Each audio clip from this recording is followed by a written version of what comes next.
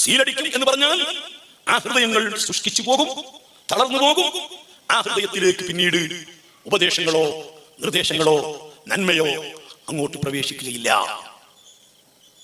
നിങ്ങൾ ഓർത്തു നോക്കൂ, അല്ലാഹു സുബ്ഹാനഹു വ തആല ഹൃദയങ്ങൾക്ക് സീലടിക്കും എന്നതിന്റെ അർത്ഥം, അല്ലാഹു ഒരാളെ ശപിക്കും എന്നതിന്റെ അർത്ഥം, അല്ലാഹു ശപിക്കും എന്നാണ് അതിന്റെ അർത്ഥം. അല്ലാഹു ഒരാളെ ശപിച്ചാൽ അവന്റെ ശരീരത്തിൽ എവിടെയെങ്കിലും മുഴ ഉണ്ടാകും? ഇല്ല. അല്ലാഹു ഒരാളെ ശപിച്ചാൽ അവന്റെ ശരീരത്തിന്റെ ബാഹ്യഭാഗത്ത് എവിടെയെങ്കിലും ഒരു കല ഉണ്ടാകുമോ? ഇല്ല. അല്ലാഹു ഒരാളെ ശപിച്ചാൽ അവന്റെ ബിസിനസ് തകർന്നു പോകുമോ? ഇല്ല. അല്ലാഹു സുബ്ഹാനഹു വ തആല ഒരാളെ ശപിച്ചാൽ അവന്റെ ആരോഗ്യത്തിന് വല്ല കേടും വരുമോ? ഇല്ല. അതിനൊന്നും അല്ല അല്ലാഹു ശപിക്കുക. അല്ലാഹു ശപിക്കുക, അല്ലാഹു തആല സീൽ ചെയ്യുക, സീലടിക്കുക എന്നൊക്കെ പറഞ്ഞാൽ അർത്ഥം ആ ഹൃദയങ്ങളിലേക്ക് പിന്നീട് നല്ലത് കേൾക്കാൻ കഴിയില്ല. ഒരു നല്ല കാര്യവും അവന്റെ ഹൃദയത്തിലേക്ക് ഫലം ചെയ്യില്ല.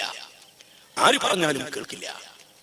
മാതാപിതാക്കൾ പറഞ്ഞാലും, പണ്ഡിതന്മാർ പറഞ്ഞാലും, ഭാര്യ പറഞ്ഞാലും, ഭർത്താവ് പറഞ്ഞാലും, ആര് ഉപദേശിച്ചാലും നന്മ അവരെ ഹൃദയത്തിൽ തീരെ ഫലം ചെയ്യില്ല. യാഥാർത്ഥ്യങ്ങൾ കണ്ടാൽ കണ്ടതിൽ നിന്ന് പഠിക്കുകയില്ല, കേട്ടാൽ കേട്ടതിൽ നിന്നും പഠിക്കുകയില്ല. ഈ അവസ്ഥയ്ക്കാണ് അല്ലാഹു ശപിക്കുക എന്നത് പറയുന്നതിന്റെ അർത്ഥം അതാണ്.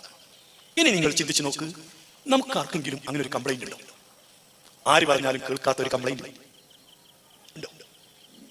ഉസ്താദുമാര് പറഞ്ഞാലും, ഖതീബ് പറഞ്ഞാലും, മാതാപിതാക്കൾ പറഞ്ഞാലും, മൂത്തവർ പറഞ്ഞാലും, മുതിർന്നവർ പറഞ്ഞാലും, നാട്ടിലെ കാരണവന്മാർ പറഞ്ഞാലും, സ്വാലിഹീങ്ങൾ പറഞ്ഞാലും, ആര് പറഞ്ഞാലും ഉപദേശങ്ങൾ ഫലിക്കാത്ത ആളുകൾ നമ്മുടെ കൂട്ടത്തിൽ ഉണ്ടോ? ഇല്ലേ?